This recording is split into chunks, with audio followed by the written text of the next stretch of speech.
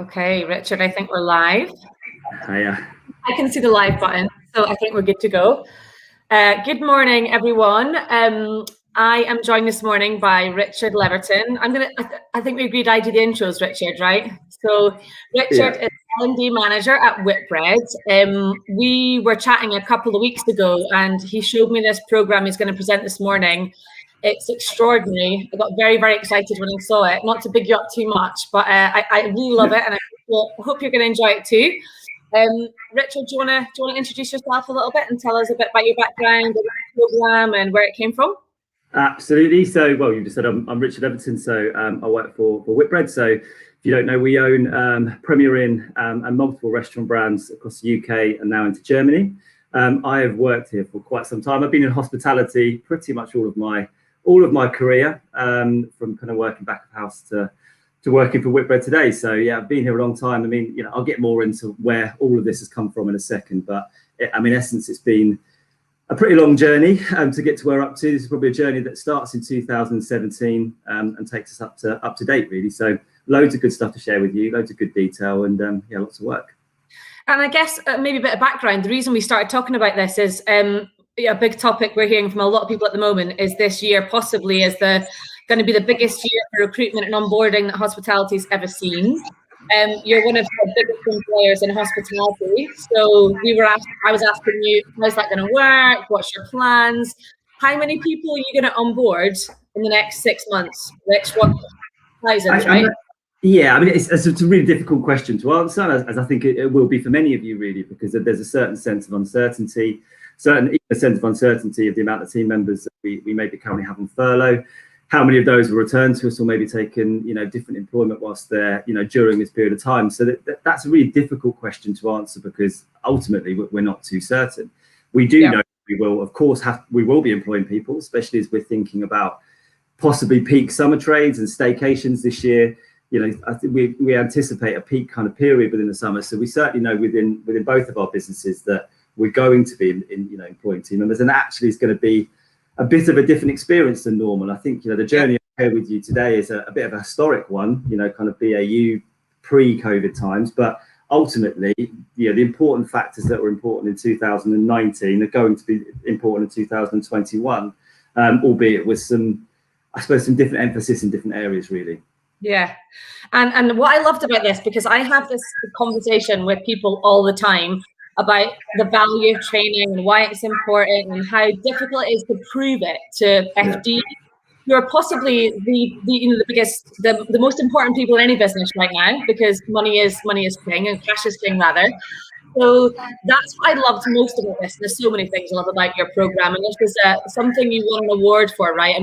It's a long name, the award. So like best onboarding program of the year 2019 by the Institute of Learning and Performance. Did I get it right? The Learning Performance Institute. Yes. So yeah, we did win an award for it, and I think actually most of that is through being able to demonstrate ROI measures. And whilst that is critical for winning awards, I mean, it's more critical, as you've said, for gaining investment and to be able to quantify those things. I mean, shall I start there, Eddie, and get into? Please do. I'm going to hand over to you. And before we start, if you don't mind, Rich, I'm just going to say to everyone, feel free to leave comments and questions. Richard's quite happy to take questions throughout. If you post a comment there, I'll be able to see it, and our producer will let Richard and I know, and I'll be able to read it out. So feel free to add comments and questions as we go. Crack on, Richard. Yeah, please do. Questions are always good. Makes it go a little bit easier. So, and Ellie, please just interrupt as and when there are questions. So, thank you. Okay, well, look, I mean, over the next, maybe 30 to 40 minutes or so, I thought I'd just cover a little bit who we are as a bit of an introduction to the company and what we do. I want to talk about, this is the point Ellie touched upon a second ago, the importance of our people. And I think, that's a relatively obvious statement, but the value of our people in terms of measuring them against return on investment measures, and really trying to quantify that in terms of thinking about retention, thinking about turnover and the cost of that, not just in terms of the cost of recruiting and onboarding, but the cost that, turnover or attrition has to our guest experience, and be able to quantify that in a pound value. That kind of leads us nicely into why we focused on onboarding in the first place, and to start to talk about some of the metrics that kind of we uncovered through that, and what we did to tackle them and kind of what the output is. Really talk about how we built an onboarding program and the importance of engaging our operations teams or our operators within that. I'll talk a bit about the induction process itself, and then kind of finally touch upon the result that it achieved. So a little bit about who we are. If you don't know already, as I said, I work for Premier Inn and Restaurants, voted the UK's favourite hotel chain. We have over 800 hotels within the UK, mostly within the UK, some within Germany, over 77,000 bedrooms.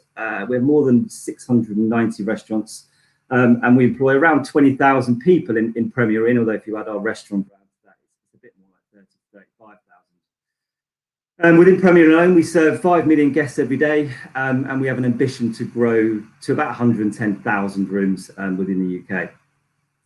So Ellie, I think you mentioned a second ago about turnover or attrition.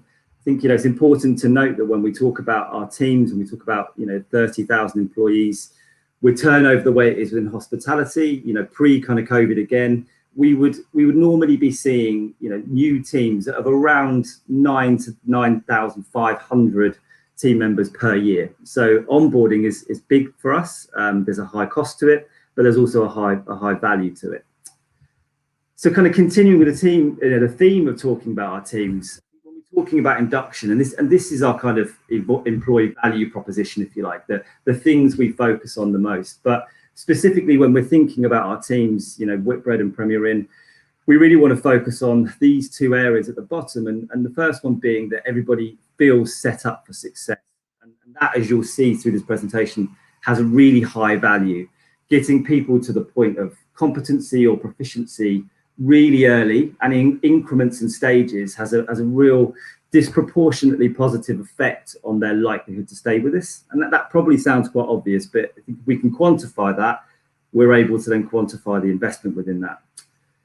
Also then, how do we make people feel cared for? Because when those two things are partnered together, you feel set up for success and you feel cared for as an individual. We know those two factors play the largest result, if you like, on people's likelihood to remain with us. And once we get those two kind of things there, we're able to then think about the top two tiers, if you like, of our employee value proposition, or how we want our teams to feel. And that we empower people to be at their best, and we empower people to feel proud of the job that they do. So I'll move on then to talk a little bit about measuring the impact of our people. So and the measuring the impact of our team on our guests. And these are some of the metrics that Ellie mentioned earlier that we started with when we started talking about or started to look at how we kind of think about our onboarding program but more importantly the cost and the value of our onboarding program. So really, and just to interrupt you, Richard, it's probably a good time to talk about the fact that we'll have that download available that you've kindly created, which will help anyone listening who wants to be able to go away and measure and track the value of onboarding and the cost of business. They can go and do that.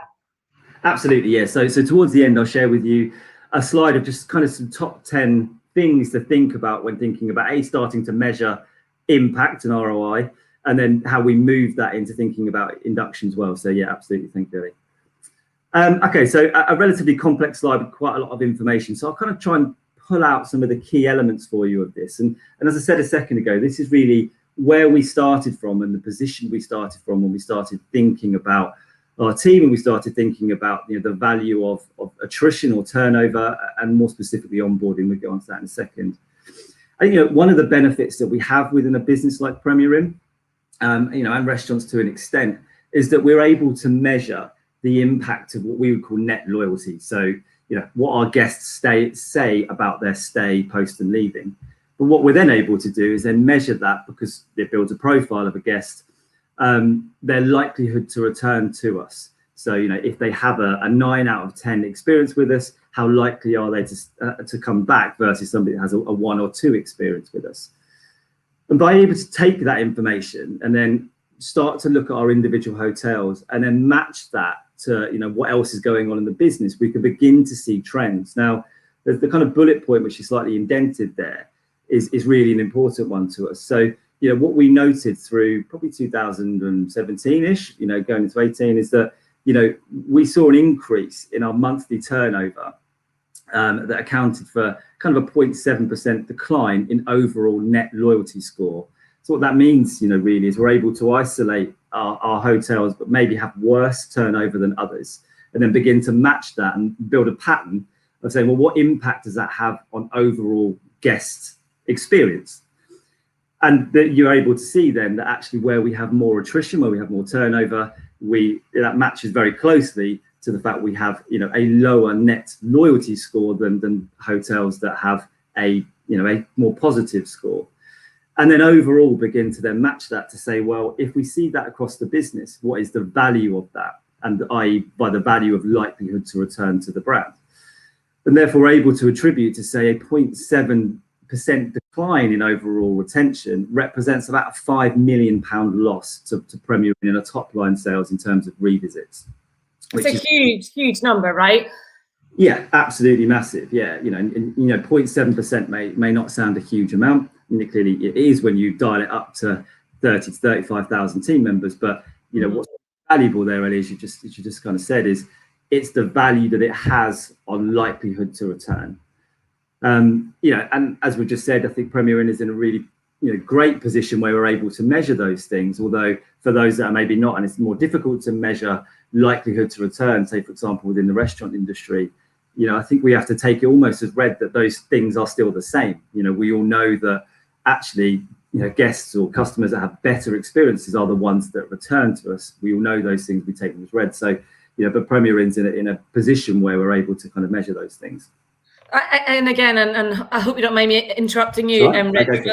Yeah, I think everyone on this webinar will know this stuff inside and out, right? So it'll be the majority of people listening to this today will be people, HR teams that are interested in this. And so this is all stuff that we know, but what I find interesting is the tracking of it and making sure that we can measure it and then report it back. So it's not what we think, but how we can actually qualify it with good information. So that's what I love about this. Absolutely, and I think there are three charts to the right that also help us kind of explore that in a bit more detail. You know, because clearly, you know, we can link turnover to sales, but actually there are drivers, of course, of you know what that means in terms of why do people leave, which we'll get onto more in a second. But I think, you know, one of the most obvious things to mention there is that, you know, engagement driving, you know, the engagement of our teams, how engaged they feel with us as a business, you know, is a contributing factor, and probably the biggest contributing factor to turnover overall.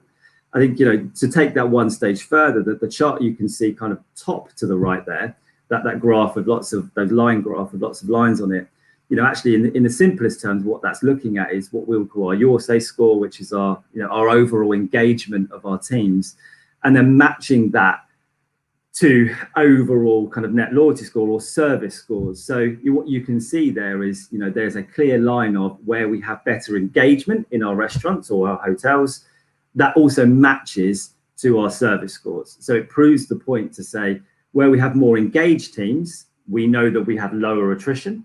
And we also know that as a result of that, we're having better service, or we give our guests better service. And again, if you take the point on the left, we know that better service results in, you know, more likely to return. And that's then demonstrated down in the bottom two charts. So if I look at the bottom left chart, that's looking at, you know, the 2%, 3%, 4%, 5%, and that's where we have turnover that's higher or lower than our average, and then matching that again to our Premier Inn net loyalty score or our service score. And again, in the simplest terms, what that is saying is where we have better turnover than the average, we have better service scores. So again, matches that. The one to the right-hand side of that is then again matching sales growth to team turnover, just to kind of completely underline the point. And again, it's painting a very clear picture that where we have better turnover, we are showing better sales growth in those individual hotels. Does that make sense then? 100%, yeah. Again, any comments from anyone, feel free to add them in the chat, and I'll interrupt Richard as we go, but all making sense. Thank you.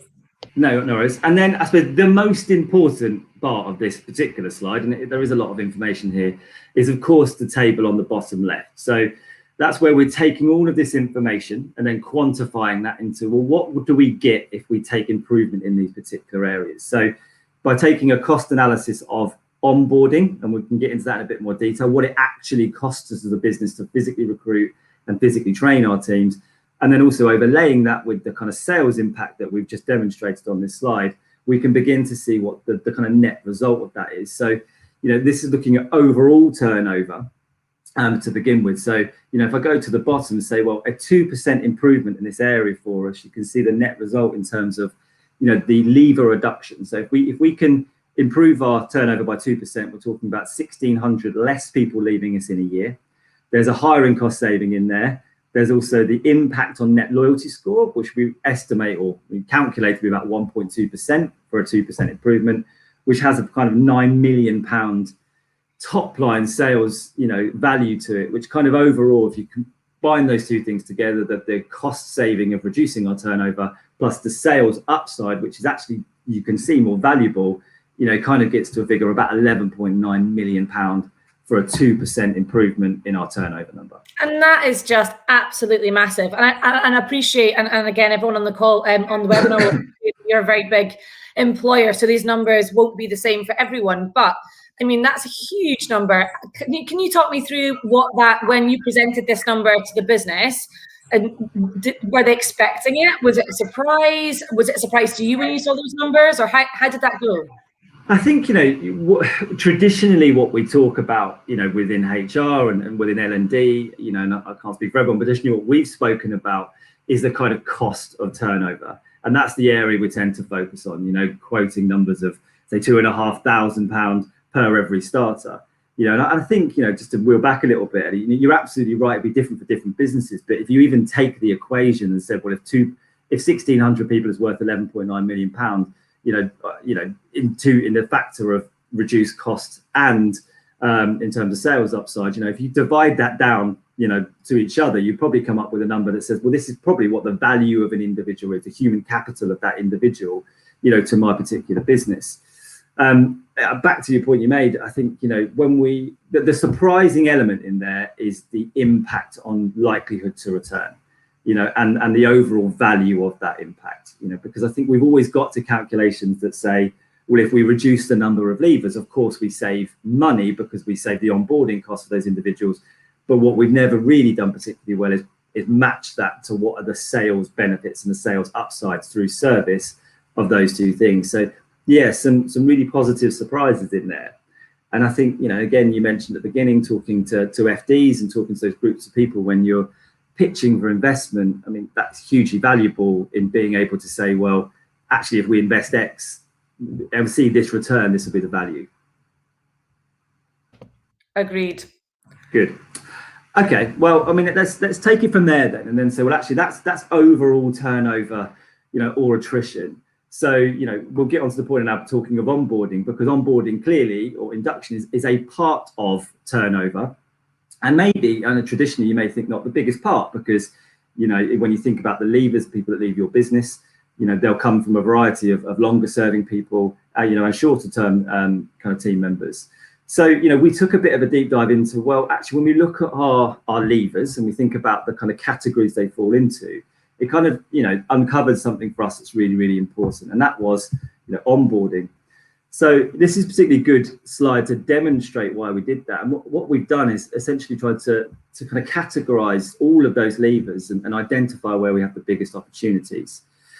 And onboarding came out of that. And what we found actually is that when we think about our team and we look at our team, of every single new starter we have within Premier Inn, 12.1% of those new starters were leaving within the first 30 days of their time with us, which is a really startling number when you think about it.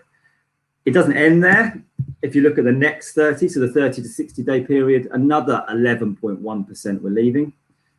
And if you look at the next part, 8.4, this kind of 60 to 90 day period, 8.4% were leaving. So if you kind of add those things all together, you're looking at a number that's plus 30% of all of our new starters were leaving within the first 90 days of employment, which I think, if we're really honest, and we had to be really honest with ourselves, actually that's a worrying number, because you think about team members, you think about our new starters, how many of them would be joining us with the intention to stay for less than 3 months? You can't think that's too many, can you really? Yeah, exactly. Exactly. And therefore, there's got to be some contributing factors to why those team members chose to join us and then quickly decided to leave. Yeah. I think importantly, that the kind of, what's come across on the right there in that comment is, if that rate continued, new hires or new hire leavers, would make half of our total leavers in 1 year. Therefore, if I go back to the previous slide, you think about actually increasing our overall turnover or improving our overall turnover. This is an area where we can have a disproportionate impact on that overall turnover, because what we know, and if I extended this kind of period of looking at attrition, we know that when you get people through that 90-day period, they're actually very likely to stay. In fact, the majority will stay with you for 1 to 2 years from that period. And it's safe to say, Richard, that these numbers are not unusual to Whitbread. Right? These numbers are quite typical of hospitality, where this first 90 days is a massively challenging time, or it's very common for that turnover to happen in those first 90 days. So as an industry, if we can be much better at that, it's going to have a great impact overall on the people we hire and the impact on the service we provide and everything else, right? Absolutely. I think we probably demonstrated kind of the service the service impact and of course the cost. And I think it's important to note, when you look at Premier Inn as a business, it actually has, from a hospitality standpoint, a very, very positive retention of its team members. We turn over less than 45% of our team within a year, which I think, if you look at industry averages, is actually particularly positive. So these numbers are still set against positive overall turnover, but yet there's still some really big challenges within them. This graph, which I'll show you here, shows the trend of that over time as well. So this isn't just a case of saying we identified we had a problem. What we said is, this shows is we actually identified we had a worsening problem, or we had a problem that was getting worse, in better English. To the point of our retention of new hires was actually getting worse for some particular reason.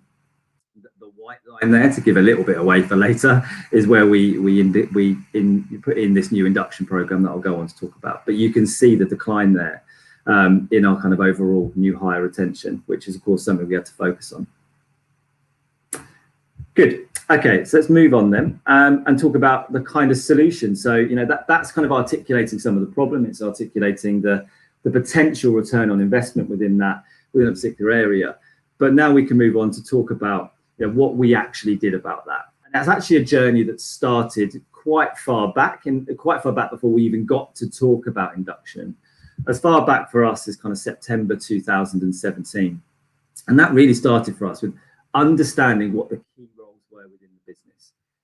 If we looked deeper within attrition and turnover, you can segregate that by looking down into the different job types that we have and the different areas that people work. And it won't be of any surprise to say, especially from a restaurant's perspective, that our back of house team members turn over at a higher rate than our front of house team members. But actually, even within the Premier Inn area, that there are other areas where we kind of have higher turnover than others. So there's a bit about understanding the job roles in there and understanding the requirements of those jobs, to be really clear, to think about what skills and behaviors and competencies do each of those jobs require. That then kind of moved us on to design what we call a skills matrix that you can see across the right hand side. And in essence, a skills matrix is a way of categorizing those skills that are required for the jobs and then grouping them into families. And to do that, the reason we did that is because we wanted to identify where there are common skills that are required between jobs, and then identify where those skills are really unique to an individual job. And by organizing them that way, what it means is we're able to think about or aid people in terms of cross-skilling into other departments. They don't have to repeat training, so things they learned in previous job roles, but also be really clear with people about what they need to learn and how they need to learn it. And over what time frame, because we knew the better we did that, the simpler we can make it for our teams, but the quicker they can get to feeling proficient, which again, the feeling is that has a really disproportionate effect on people's likelihood to stay. The faster they can feel they know what they're doing and feel relaxed about that, the more likely they are to stay with us. And possibly again, because I love the header of this by operators for operators, and the fact that you've engaged with the management and operational teams to put this together. And I guess another part of that, would you say what helped you get this landed in the business was the fact that doing that skills matrix possibly reduced the time that staff had to spend on induction, and so cost the business less, and was made them more able to be in the business actually working and all these things? Was that also a helpful factor in getting this landed? Yeah, I think there's a few things to cover in there, and then a really good question, because I think involving operators, at the earliest possible stage, of course, and everyone will resonate with this, is a really key factor in that. But and that may just be a question of going to them, talking to them about the jobs. And we did a lot of activities where we spent a lot of time with our managers saying, talk to us about this job. Let's get a really common theme and common thread and a common agreement of what the job actually entails. What do our team members do? And let's make sure we haven't got variance within that. Because that's a really good starting point, as you said, Ellie, to then simplify the solution. Now, simplifying the solution, I think you pointed out there about saving time and cost. You're absolutely right. It can save time and cost. But I think more importantly than that is about simplifying it for the team member themselves, the team member we are training, making sure we are training them in the things that have the biggest value to their job and therefore the biggest value to them feeling competent or proficient as quickly as they possibly can, because actually the value is coming from them staying with us and being proficient within that, rather than just the value of saving the time, if that makes some sense, Ellie. Yeah, it does. And Richard, if you don't mind me interrupting again, I've got a load of questions here. I'll just put one out to you right now because it's a big one. Do you think offering a higher rate of pay is a bigger incentive than an excellent onboarding program? Well, that's a really good point, and it's a really good point. It happens to be my next part of the animation, and therefore I'll talk about it right now. It's like I knew what was happening. It's almost like you've seen the slides before, and it's a really good question, but a really good question as well. And actually, I think you are right.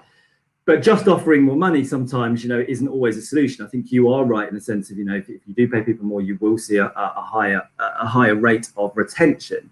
Although the ability to then match that to proficiency is also really, really important. So, what this skills matrix gave us was the ability to be able to do that. So in August 2018, once we'd established this framework of kind of proficiency, for our team, what we're then able to do is then talk to that, what we call pay for progression. And pay for progression is essentially exactly what you're describing. It is our team members who join us on what we'd say an entry rate of pay.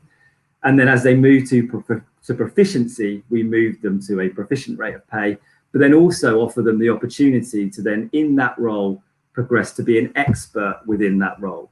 And that then releases an expert rate of pay. And that expertise is also about preparing people proactively for their next role. So if you become an expert in your role, it should help you to then progress to the next level. So I think all of those things combined is about saying, yes, absolutely, offering people a higher rate of pay has an impact on retention, but actually having a skills framework that says the rate of pay is achievable when you become proficient or even an expert in your role, and you can demonstrate that, also has a really high impact back into the business in the sense of people's ability to provide great service or even expert level of service. Does that answer the question? I think so, yes. It wasn't from me, it was from this guy on the screen here, but yeah, I think it does. And you're going to get to it because I find this fascinating because actually rate of pay is probably not the leading factor, right, when it comes to staff retention and general happiness at work, which I read a lot about this because it's a fascinating topic for me. And you're going to come on and talk about it, so I don't want to jump ahead, but the tiny noticeable things, I think they're possibly even more important, right, than an increase in pay. Would you say that's right?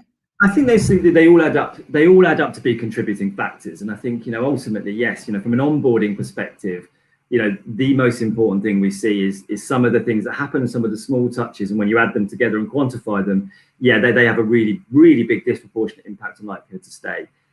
That's not to discount pay as an important factor, but where pay is again linked to proficiency and they are linked to targets of proficiency, I think that is also a case of feeling rewarded, a feeling of achievement that you've kind of, you call it a probation period, call it whatever you want, but it's feeling like you've achieved that stage and that level of proficiency that is also linked to pay. So it's greater than just giving pay increases. Absolutely. Okay, so those two things came in as well, and I kind of skipped over one part, was about building the content that sits behind there. And again, we did that through a kind of subject matter experts or working groups of people in the roles that we were working on. So in those job roles, talking to them about key skills, the core things that are really important, and then building the content that sits behind each of those job roles and each of those programs, within the skills matrix, and then being able to link that into pay, which we moved on to. So from that position, what that meant is we could then move on to talk about induction, because we're moving on from a really solid base of having our core skills defined by job role, links to pay for progression, and that we were then able to then move that into induction. I think it's really important to note that that's the foundation level of stuff, because, sorry, we have a fire test at 10:30 on a Thursday that I entirely forgot about because I haven't been in the office for a few months. No problem. These are normal things that happen. Don't worry about it. I'll have to. There's no actual fire, Richard. Do you need to leave the building? No. It's just a test. It's every Thursday at 10:30. But not having been in here for about 9 months, no, I entirely forgot about that. It might go off again in a second, so please okay. Okay, so let's move on to talk about induction. So that induction began with us again creating kind of subject matter expert working groups and engage other working groups to design a new induction for Premier Inn. And we can go all the way back to talking about the kind of pitches to our finance, to our FDs and et cetera, to talk about the amount of investment we wanted to place in this particular area and the amount of return we'd expect to get from that. We then moved on to review kind of skills matrix timings and induction timings. Now, this is a bit of a laborious and maybe long-winded part that I will talk about in a little bit more detail, because it is really, really, really important that we're able to think about how long it takes an individual to learn new skills. More importantly, how long it takes them to become proficient. Because I think the thing we have always done quite well is to say it takes 1 hour to 2 hours to complete a course or this course, and you can add them together and say, well, a new starter's time is 9 to 10 to 12 to 20 hours worth of induction. But we kind of tried to take that a stage further by saying, well, actually, to do a really good induction is bigger than that, because it takes time for a manager. When it's done well, it takes time for a training buddy. Whilst they may be doing their job anyway and somebody's shadowing them, it takes them longer to do their job whilst they're training somebody than it would do if they're not. And it also takes us time because people are inefficient when they start with us. They will do things slower than people that are proficient. And so adding all those things together, you can build a really big picture of the overall timings and the amount of time it takes. And that feeds into, of course, the overall cost of the induction. But more importantly for us, it was about how do we attribute the labor, if you like, the money that our sites need back to the sites at the time they need it to do a really good job. And that's really where the investment, the largest part of the investment sits, because overall, with all of our inductions and all of our team members, our total cost of labor to induct team members is north of £5 million in Premier Inn in a year. Wow. And again, that's a fascinating fact again. And I often talk to people about this, and a lot of businesses don't track that number, right? So they spend it, but they don't know actually what the number is, because so again, what I loved about this, everything you're presenting, Rich, is that it's really data driven. So you can track every single number and you know what that's costing you. Whereas a lot of people that I speak to struggle with how they actually are able to quantify those numbers and actually cost it out.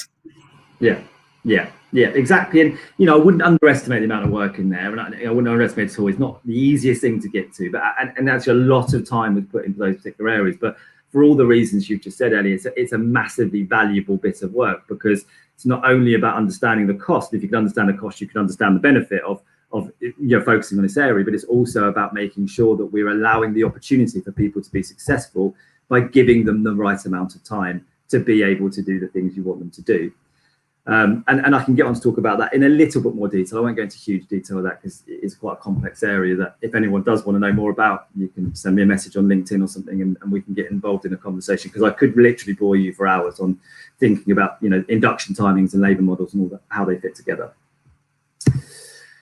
So like I said, I'll get back to that in a second. So, from that point, we kind of tested the timings of that labour model, made sure they worked, we tested them in the regions, and once we were really happy with them, we implemented what we called, a labour drawdown model, which I'll get to in a second.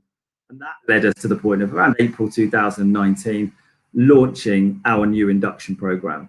And I think what's really important in this point is that kind of the words in that slightly larger box, there was an operator-led induction.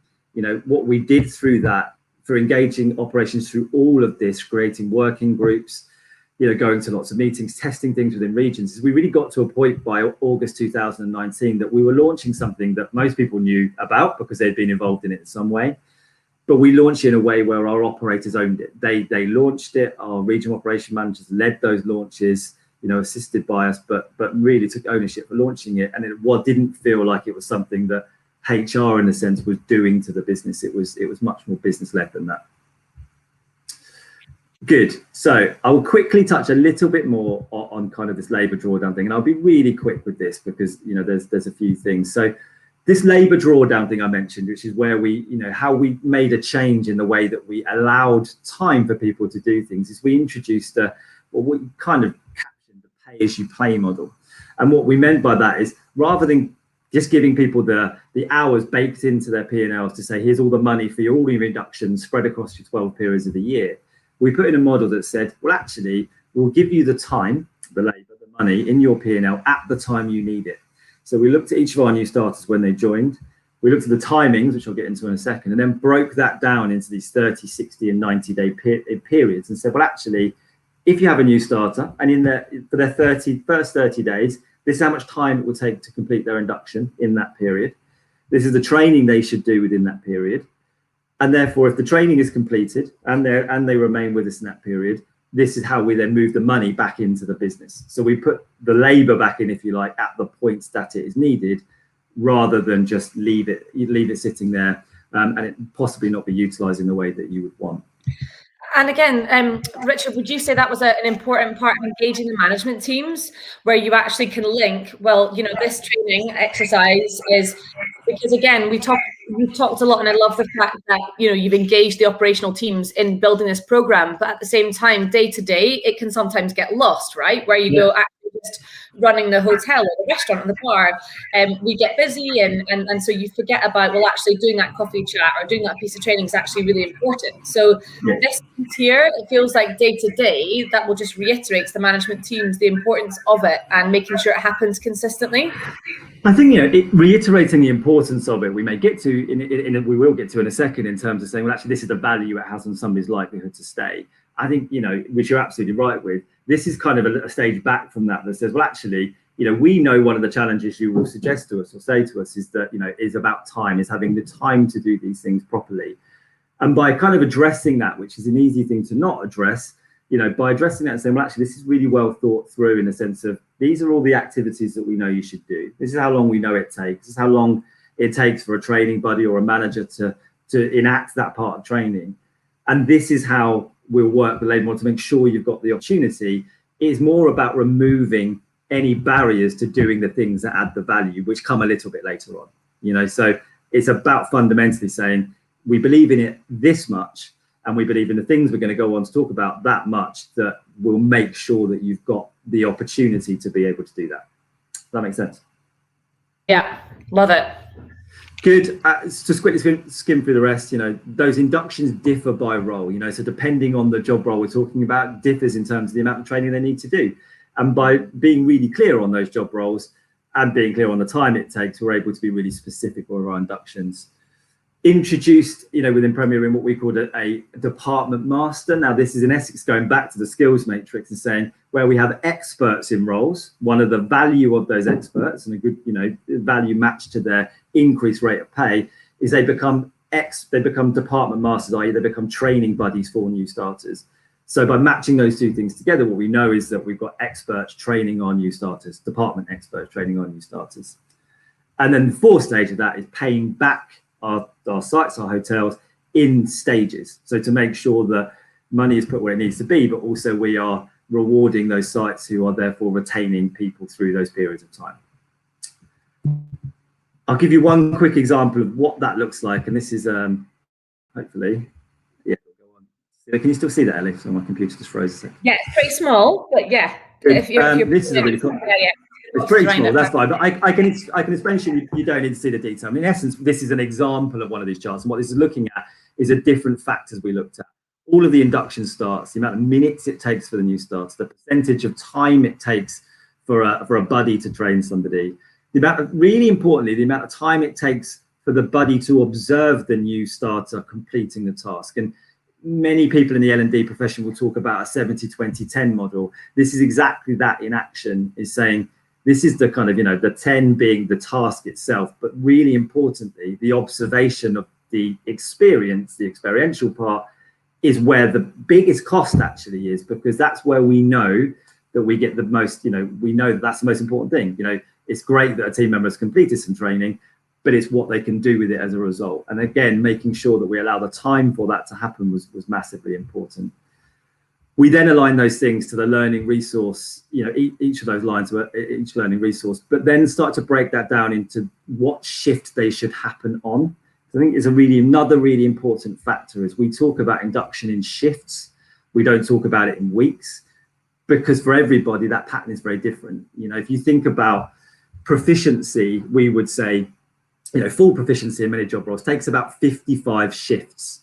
And that's when you're proficient and you can do your job at a peak session. But actually, the amount of shifts, the amount of time that 55 shifts take to get to is different for different people. If you think about the full time, you're within 2 months. You're thinking about that somebody works 2 days a week. Actually, 55 shifts is 4 to 5, 3 to 4 to 5 months. And I think often we'd fall into a trap of just thinking about induction as it's about 2 months or 3 months. Well, that's really dependent on the individual and their own amount of time worked with you. Good.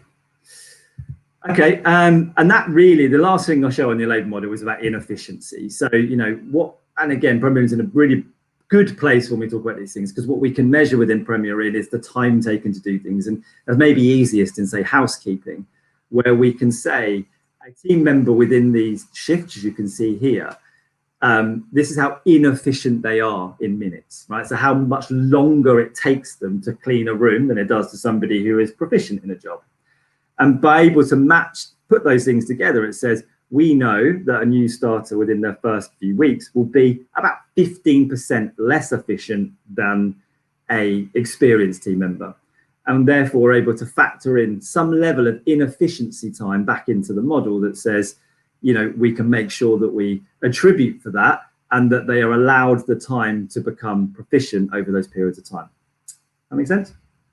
Yeah, again, it's incredible how much data and how much information is in this. And again, I'm possibly mindful that there's a lot of people that it'll never be possible for them to get into this level of detail. Of course.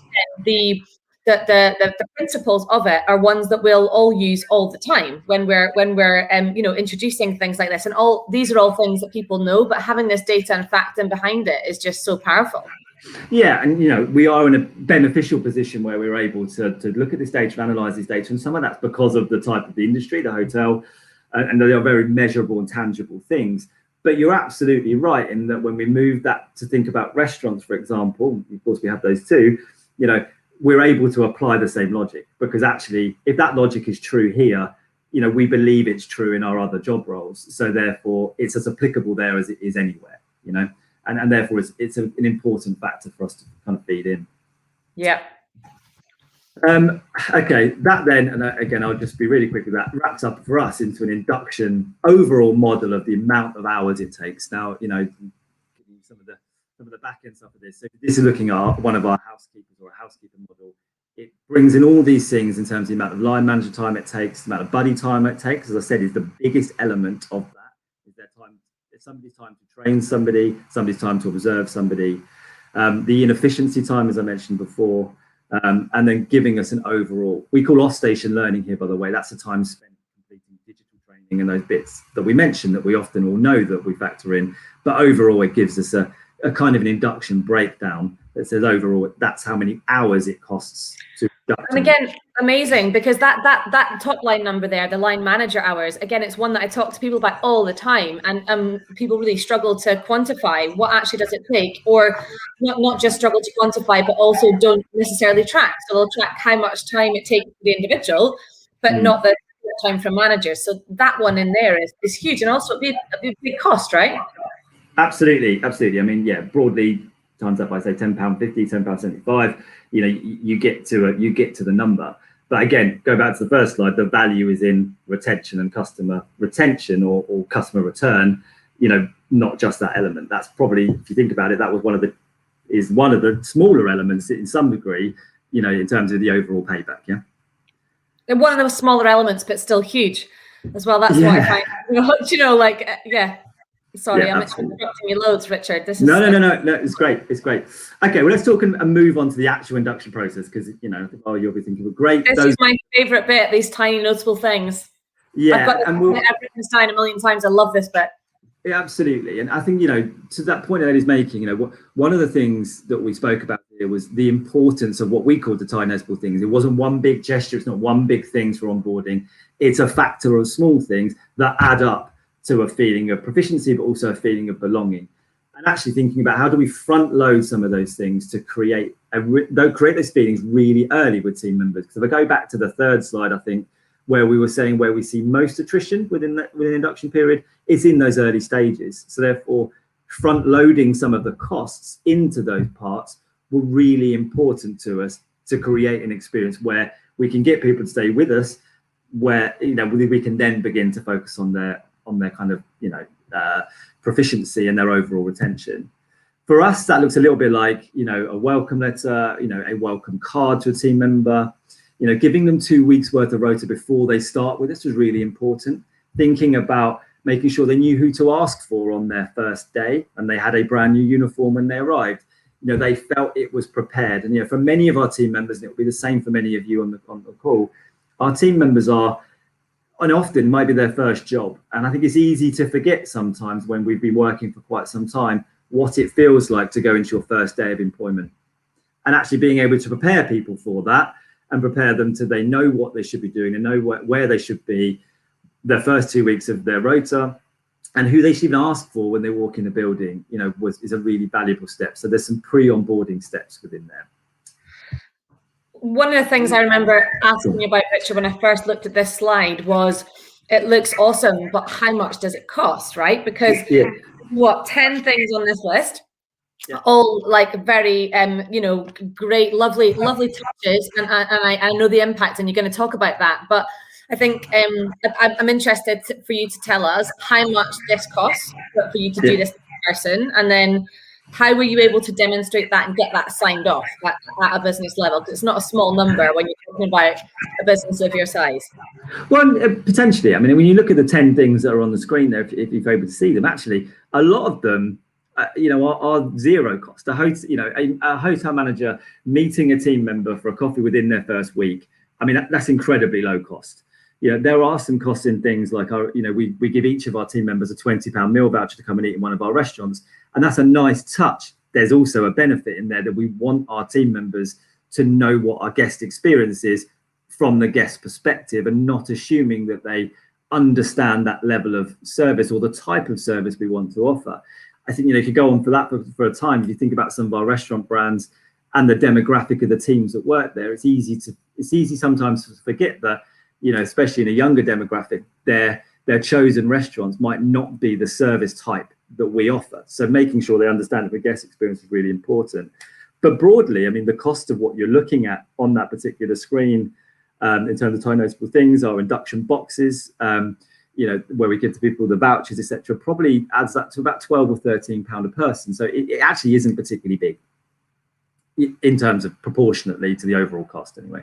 Yeah, and again, I'm pulling out. I remember one of the things you pulled out on this screen, and actually one of the ones you just mentioned that actually doesn't cost anything, was that manager check-in and having that coffee chat, and actually the impact of what that does to staff retention. Absolutely, I think yeah, we'll get to that in a second. So A, how we measure these, and B, what the overall return is in terms of the attrition. Yeah, absolutely. I think we'll pull that back out in a second. So, in terms of the first day, you know, we make sure our team member has that welcome meeting. It's really important. We give them an induction box. We talked about their plans. We're talking about the benefits. We give them a tour, and it's kind of really standard stuff, and talk about their training. We then move this into these 3 stages where we focus on a training period through our induction guides, to one-to-one training, our skills matrix, which you've seen already. We then start to overlay that with the observations of our team members and regular reviews within that period. We build in time for practice. I've mentioned this already in terms of inefficiency time and reviews. And we also build in what we call proficiency checkpoints. Where should a team member be at certain points in terms of shifts? What should we be seeing? And that's as much about giving our managers some insight into, you know, what a team member should be at to match it against in terms of performance, you know, to make sure that we are reviewing people properly and fairly at the right time. And then overall, that lines into then what we call sign-off, so a visual verification checklist by role, and then that linking to our pay for progression model. So the approval of those visual verifications then link into our pay for progression model. That's broadly what our induction process now looks like, and the one that we launched. As Ellie has mentioned a few times, one of the important factors in there was what we've called our tiny noticeable things. And here they are again, on the screen a little bit bigger this time, so they range from the uniform, which we've mentioned already, having a conversation about something about progression and pay for progression, how that works, and then as Ellie pulled out one particular, the hotel manager has a coffee chat with me, on my first day, or even just having a tour of the building. What we then did with this piece of information is there is a cost to it. There's a cost in time and there's a cost in resource. We then actually asked all of our team members through their training, through the skills matrix, all of our new team members, which ones of these they encountered and which ones they didn't. And then we're able to match those things against likelihood to stay. So as a result of these things happening or not happening, what impact did that have on overall turnover or retention in that sense? So if I pulled out these 5 just as examples, and we can then begin to say, well, actually receiving a uniform actually made 9% difference to somebody's likelihood to stay through a 90-day period. 2% difference is being introduced to everyone, and it's kind of a bit of a hygiene factor, so you'd probably expect it. As is kind of getting a tour of the building on the first day, 6%. The one that's really, really positively shocking in there is the next one, and that's why Ellie's pulled it out. A manager meeting with a team member in their first week has a 26% difference in terms of somebody's likelihood to stay with us or likelihood to not stay with us in a short-term period. And Ellie, I mean, you as you mentioned already, found that one quite a startling number. Yeah, and after you showed me this a few weeks back, Rich, and after we spoke about this, I've asked almost everyone I've spoken to what they do and what are the things that matter most to their team members when they join. And some of the things that I've heard back are just phenomenal, because I think what I love about this also is that it's very relevant for Premier Inn, right? But if you work in, say, Soho House, or you work in Costa Coffee, or you work in Hilton, what that induction program and that those tiny noticeable things should be relevant to your environment, because it makes it relevant, and so I find it fascinating, and we'd love to hear if any of you are doing great stuff that works really well for your teams. Pop it in the chat, and we'll share it with everyone after. It's a fascinating topic, and I've asked everyone about it, and I'll share them with you after it. Absolutely, and we use these same China's with things. It's like that adaptation into our restaurant business, and we measure it in the same way, and we see the same things. So these are not unique things to Premier Inn; they're unique things to people's, to people's feeling of belonging when it comes to working or starting, employment in a new business. One more chart for you, and I promise, hopefully this is the last one, but I do love some data. This is then showing the impact of those TNTs, right? So this is saying where they happen and where they don't happen, overall, the likelihood to stay by weeks.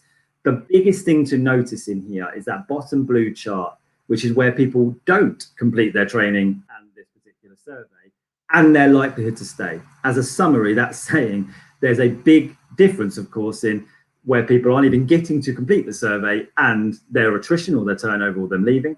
But there's also, as it says in there, a divergence, as it's called, of people that are receiving less TNTs than others at about a 6-week period. So that's where we're saying, actually, these things are having an impact on people, but it's slightly delayed in when they actually will leave us.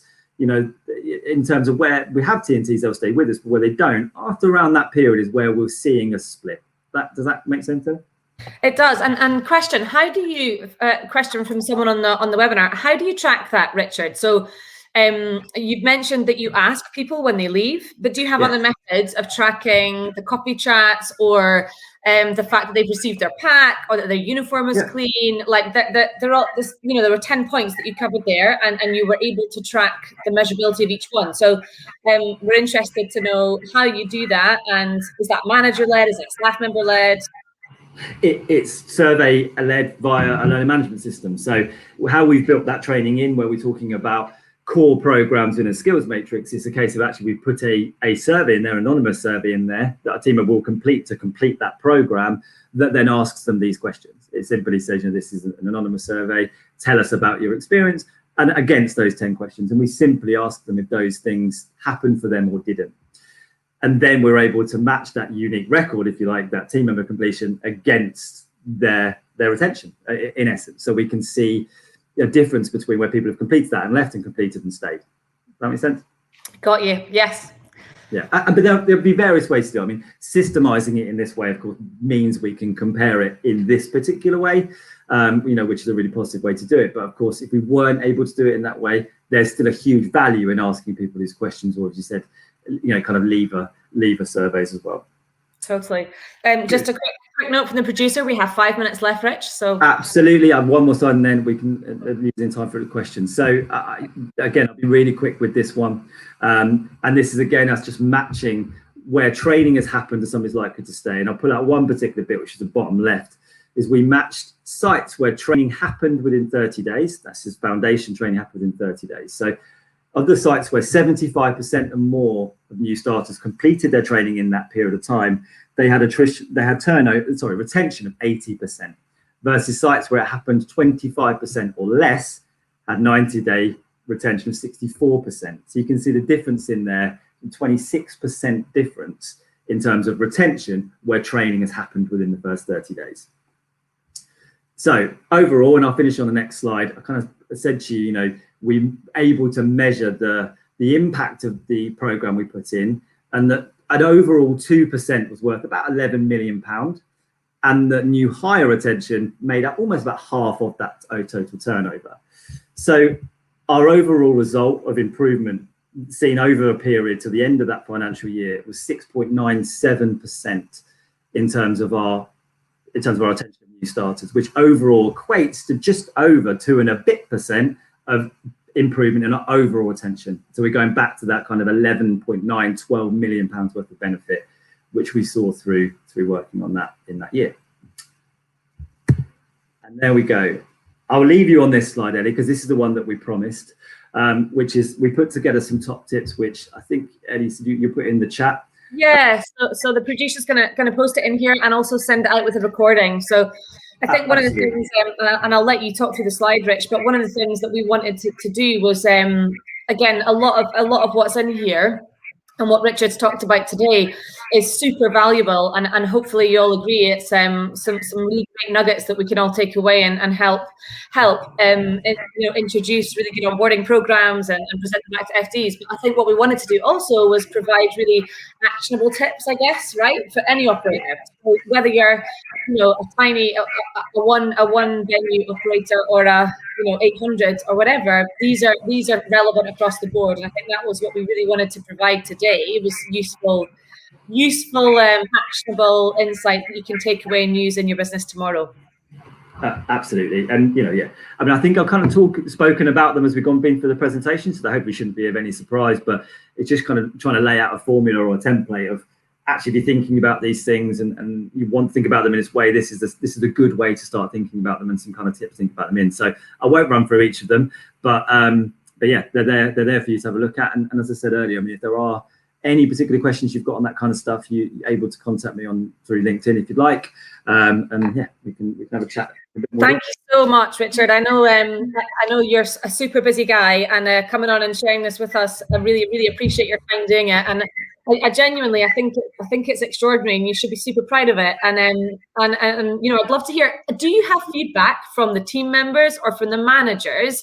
Another question that's come in here from them about what this onboarding program, how it's affected, or feedback from them individually, as in team members or management, around what the impact of this new program's had. Yeah, and lots. I think we know, but potentially more if we had not, the year had been slightly different. But we do have lots of feedback, especially from our managers. And I think, whilst there's complexity in everything I've just described to you, and loads of complexity at the back end, if you reverse that round and look at it from a manager's perspective, what we try to achieve is some simplicity for them. So simplicity of induction, framework of what should happen and when, and what you should see and when, and the time that it takes to do it. And I think that is probably the biggest bit of feedback from them, is it is really simply laid out. It's really clear and well defined for them, and it gives the ability to be able to perform that. Yeah. Amazing. We're out of time. I could speak to you all day, Richard. Thank you so much. I hope everyone enjoyed the session. And as Richard said, if you want to reach out, do so on LinkedIn. We'll share this document and the recording of the session for anyone who wasn't able to join, and feel free to share it with colleagues and if you think it would be useful for them too. Thank you again, Richard. More than welcome. Bye-bye. Bye.